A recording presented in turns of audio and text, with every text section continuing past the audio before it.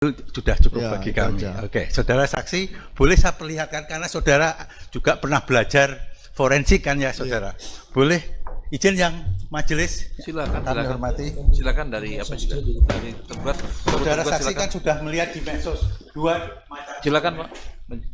macam dokumen ini ya. Ya, nah. Terus kemudian tadi di persidangan juga diperlihatkan ijazah asli, tahun lulusan sama, tahun 85. Baik, ya. Ini orang yang berbeda, yang berbeda ya. Sekarang sebagai ahli forensik, apa yang saudara lihat sebagai perbedaan? Ya, perbedaan. Ya, bisa kembali. Udah lihat dulu, Pak. Lihat dulu, Bapak. Belum lihat dulu, nanti lihat dulu Bapaknya. Kalau belum lihat, saksi belum lihat. Boleh. Pegang aja. Kacau.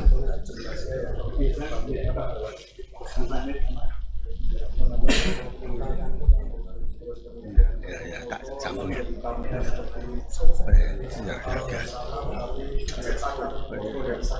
Tekanan lagi.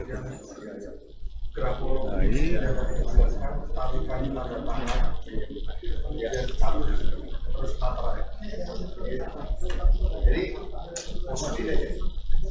Kalau sudah lihat, duduk nggak apa-apa. Kalau sudah lihat, duduk aja.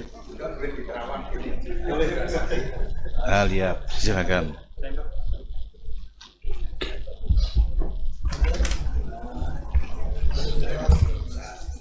Ya, ya, ya,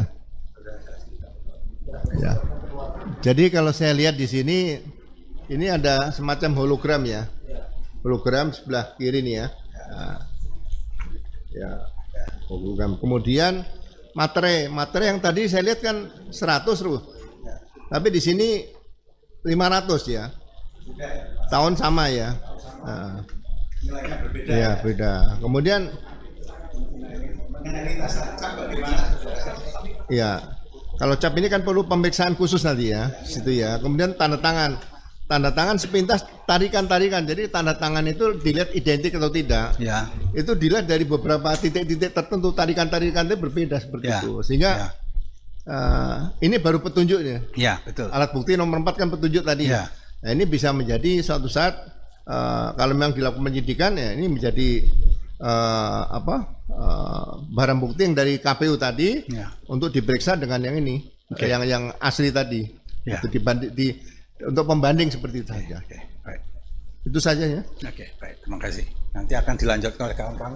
Ada pertanyaan lagi. Tadi Iya. saudara saksi meminta izin kepada yang terhormat majelis hakim apa boleh dipegang. Iya. Ya. Dalam suatu gelar perkara ya juga ada larangan tidak boleh memegang ya. Itu bagaimana pengamatan saudara saksi? Ya, Kok tidak boleh memegang? Tunjukkan nggak boleh pegang. jadi sama dengan kalau ada kejadian di TKP, Ya. seharusnya ya saya sering studi ke Arizona dulu. Ya. Itu polisi itu kemana-mana membawa sarung tangan karet yang tipis. Ya. Gitu loh. Jadi pada saat gelar kalau memang ingin memegang, sebetulnya kalau dipegang dengan sarung tangan yang karet yang tipis tadi bagi saya nggak ada masalah. Oh, Ya. jadi sebetulnya boleh asalkan pakai sarung tangan, misalnya begitu. Iya, waktu di Amerika tuh mobil yang kita tumpangi dibongkar sama anak-anak muda, Ya. kemudian barang-barang kita ada di dalam. Tapi kita tanya polisi, boleh nggak kita mengambil barang kita? Nah, kita bisa ngambil, tapi oleh polisi diberikan sarung tangan. Oh, Membuka pintu itu bisa, tapi Oke. difoto, di video sama polisi itu. Nah, kita ngambil barang-barang kita nggak ada masalah. Ya. Akan dilanjutkan oleh. Silakan. Ya.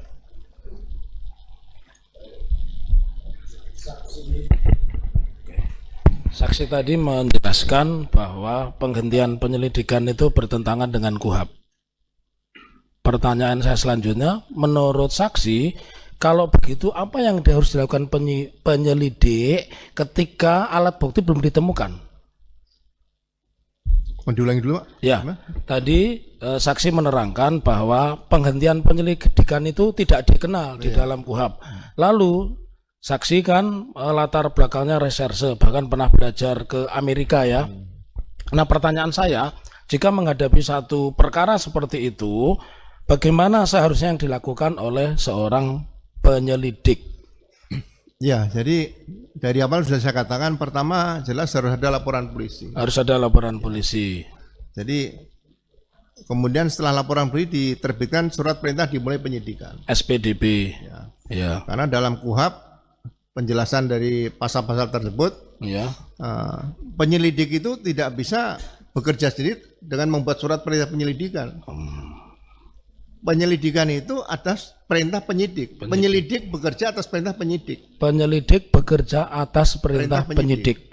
Berarti harus ada surat perintah berdasarkan laporan polisi dan SPDP. Ya. Gitu loh.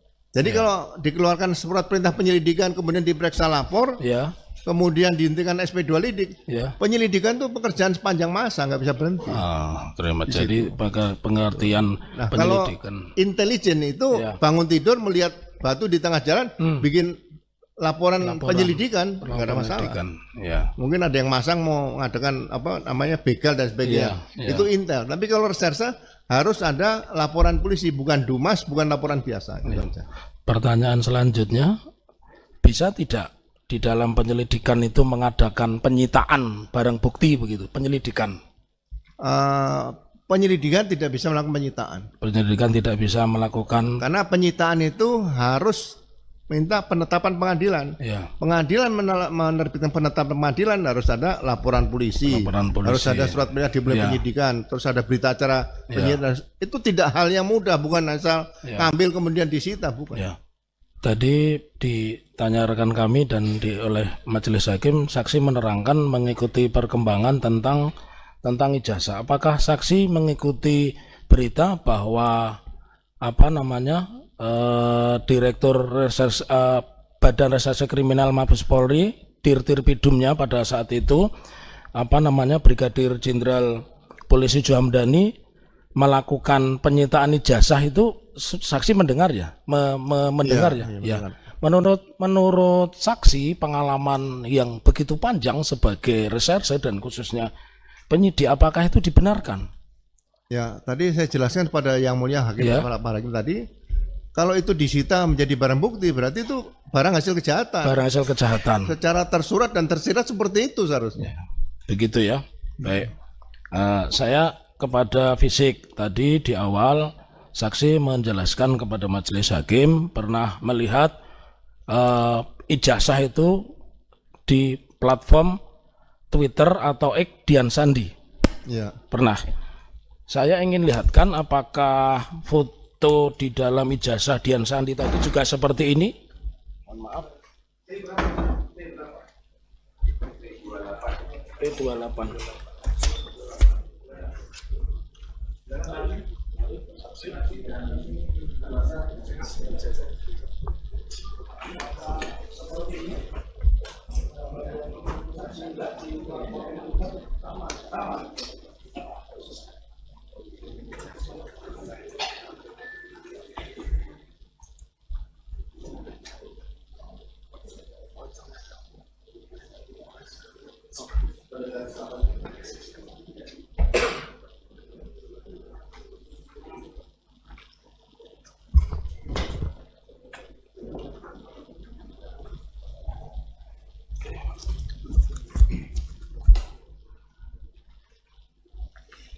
Baik, kami lanjutkan kembali bahwa tadi kepada saksi kami tunjukkan tentang gambar di buku reuni. Jadi saksi belum pernah lihat buku reuni ya, baru hari ini ya. Baru hari. Tapi gambarnya sama. Sama. Sumbernya sama.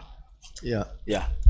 Lalu tadi saksi mengatakan secara fisik 2000 berapa yang dipanggil oleh Pak Jokowi? 2015. Ya, pertanyaan saya, apakah wajah Pak Jokowi sama dengan ada yang di buku alumni ini dan di platform Twitter yang saudara saksi lihat, wajah Pak Jokowi? Beda jauh. Sangat beda jauh. Ya. Jadi sangat berbeda jauh. Monggo silakan rekan lanjutkan. Tadi sudah ditanyakan oleh rekan-rekan kami untuk tentang masalah penyitaan. Jadi menurut saksi, dalam kepolisian itu ketika sudah ada penyitaan, itu apakah tidak boleh ditunjukkan kemana-mana? atau boleh. Karena dalam pemberitaan yang kita ketahui, ketika itu barang yang begitu diributkan berupa ijazah ini katanya sudah dipegang oleh kepolisian, tetapi di dalam berita lain kemudian ada seseorang politisi itu datang ke rumah dan melihatnya. Nah, ini kan menjadi sebuah kebingungan di masyarakat. Menurut saudara saksi? Ya, jadi yang jelas kalau itu di dokumen yang ijazah tadi sudah disita oleh penyidik atau kepolisian, berarti ada dugaan dokumen itu adalah barang bukti. Menjadi barang bukti. Untuk menyita barang bukti, karena ini kan bukan tertangkap tangan nih, ya kan? Bukan hot pursuit, jadi tetap meminta penetapan pengadilan dulu. Nah, minta penetapan baru disita barang ini. Jadi ini dilema bagi saya, kalau sudah di tangan polisi itu bukan barang, namanya barang bukti seperti itu. Itu yang mungkin harus ditegaskan kepada masyarakat. Jadi sekali lagi jangan main-main seperti menyatakan dokumen sudah disita sebagai barang bukti atau dokumen hanya dititipkan. Ini Polri bukan kantor titipan seperti itu. Polisi ya kantor polisi, tempat penegak hukum di situ. Baik, terima kasih saksi. Kami lanjutkan. Seperti yang kita ketahui dalam perkara atau polemik ijazah ini, kita sudah mendengar berita bahwa Bareskrim mengadakan konferensi pers dan lain sebagainya yang menyatakan bahwa ijazah tersebut asli.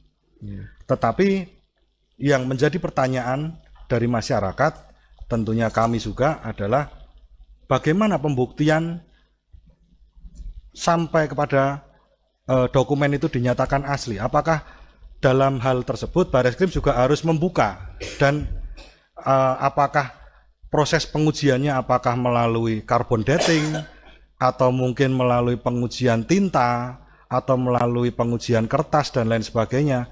Karena yang dalam persidangan ini sudah kami tunjukkan berkali-kali bahwa ada ijazah yang formatnya berbeda.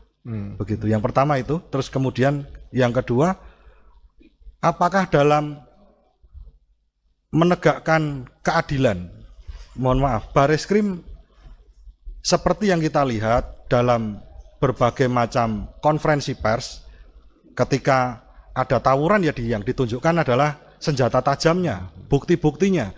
Tetapi yang menjadi pertanyaan adalah ketika Bareskrim mengadakan konferensi pers itu tidak menunjukkan ijazah aslinya yang katanya, mohon maaf, sudah menjadi barang bukti.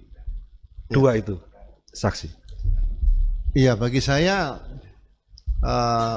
beda dengan uang palsu ya. Kalau uang palsu kan bisa ditunjukkan kepada publik. Makanya penyidikan berkaitan dengan dokumen ijazah yang diduga palsu tadi, yang jelas harus diawali dengan laporan polisi. Kemudian ada surat perintah dimulai penyidikan. Kemudian sudah ada pemeriksaan beberapa saksi-saksi. Saksi-saksi itu mungkin rektor UGM juga dipanggil sebagai saksi, wakil rektor, dekan, kemudian beberapa dosen yang pernah mengajar di situ tahun berapa dari 80 sampai 85 diperiksa juga, mungkin karena sudah usia bisa diperiksa di sana. Nah, kemudian kalau itu sudah diperiksa semua, baru keterangan ahli dimintakan juga. Jadi tidak perlu buru-buru harus disampaikan kepada publik bahwa ini ijazah ini sudah dinyatakan asli, karena polisi juga tidak bisa menyatakan asli atau palsu. Seperti masalah merek.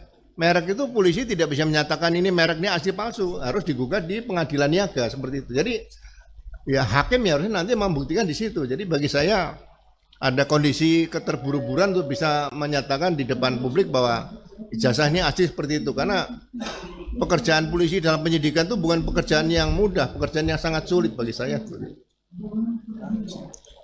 Kami lanjutkan. Dalam perkara ini, Kepolisian Negara Republik Indonesia adalah sebagai tergugat. Dalam pandangan saudara saksi, bagaimana ketika ijazah ini menjadi polemik dan lain sebagainya yang mohon maaf menjadikan masyarakat menjadi antara percaya dan tidak percaya, terbelah. Kepolisian Negara Republik Indonesia seharusnya bagaimana bersikap? Apakah ketika ada warga negara yang menggugat dengan itikat baik di Pengadilan Negeri Surakarta yang terhormat ini, apakah seharusnya menunjukkan bahwa ijazah asli itu perlu? Ya, sekali lagi profesionalisme Polri itu kan diuji di sini. Saya tahun 1999 itu kasus Bulogit saja, untuk mendengar keterangan Presiden Gus Dur saja beliau siap sebagai saksi. Jadi tidak ada masalah. Jadi dan itu diperiksa di istana waktu itu. Jadi sekali lagi hal-hal yang berkaitan dengan penyidikan ini tidak bisa dianggap hal yang sepele, karena masyarakat ya sampai kapanpun lah kadang-kadang ada oknum ya yang kurang bagus, tapi tetap masyarakat masih butuh polisi, perlu polisi. Saya rasa, saya selalu katakan pasti dalam tubuh kepolisian ada polisi baik dan polisi yang tidak baik situ. Kalau polisi baik menurut saya ya menurut ukuran saya masih ada 99% lah, itu aja. Jadi mudah-mudahan ke depan tidak ada lagi hal-hal seperti ini. Kalau penyidikan itu tidak dilakukan dengan sempurna, biasanya muaranya nanti kan ke pra-peradilan di situ.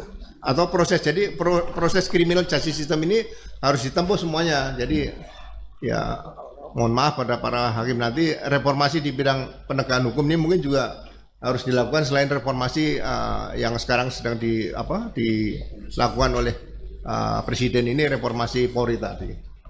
Download Tribun X sekarang, menghadirkan lokal menjadi Indonesia.